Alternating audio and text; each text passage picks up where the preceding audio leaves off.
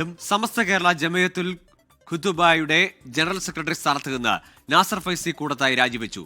സംസ്ഥാന പ്രവർത്തക സമിതി യോഗത്തിൽ വിമർശനമുയർന്നതിനെ തുടർന്നാണ് രാജി. സമീർ സി മുഹമ്മദ് കോഴിക്കോട് നിന്ന് വിശദാംശങ്ങളുമായി ചേരുന്നു. സമീർ, സമസ്ത യുവജന വിഭാഗത്തിന്റെ പ്രധാനപ്പെട്ട നേതാവാണ് ഇപ്പോൾ ഈ രാജിവെച്ചിരിക്കുന്നത്. നാസർ ഫൈസി കൂടത്തായിക്കെതിരെ നേരത്തെ പല പരാമർശങ്ങളുടെ അടിസ്ഥാനത്തിൽ പരാതികൾ ഉയർന്നിരുന്നല്ലോ, അതിന്റെ ഭാഗം കൂടിയാണോ ഈ രാജി? ഗോകുൽ, അത്തരത്തിൽ തന്നെയാണ് കാര്യങ്ങൾ. സമസ്ത കേരള ജമിയത്തുൽ ഉലമയുടെ പ്രധാനപ്പെട്ട പോഷക സംഘടനയാണ് സമസ്ത കേരള ജമിയത്തുൽ ഖുതബ. അതിന്റെ സംസ്ഥാന ജനറൽ സെക്രട്ടറി ആയിരുന്നു നാസർ ഫൈസി കൂടത്തായി.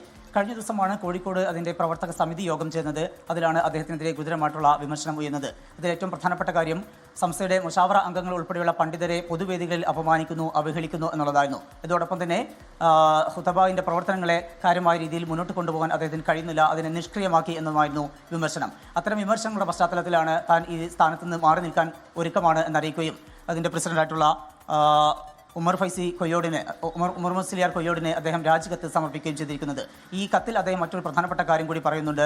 അതായത് പാണക്കാട് സാദിഖ് അലി ശിഹാബ് തങ്ങളെയും മുഷാവറ അംഗങ്ങളെയും ഒക്കെ മറുവിഭാഗവും അധിക്ഷേപിക്കുന്നുണ്ട്. അവർക്കെതിരെ കർശനമായിട്ടുള്ള നടപടി വേണം എന്നുള്ള ആവശ്യം നാസർ ഫൈസി ഈ രാജിക്കത്തിൽ ആവശ്യപ്പെടുന്നുമുണ്ട്.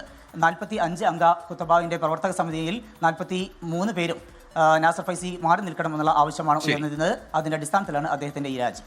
ശരി, സമീർ സി മുഹമ്മദാണ് കോഴിക്കോട് നിന്ന് വിവരങ്ങൾ നൽകിയത്.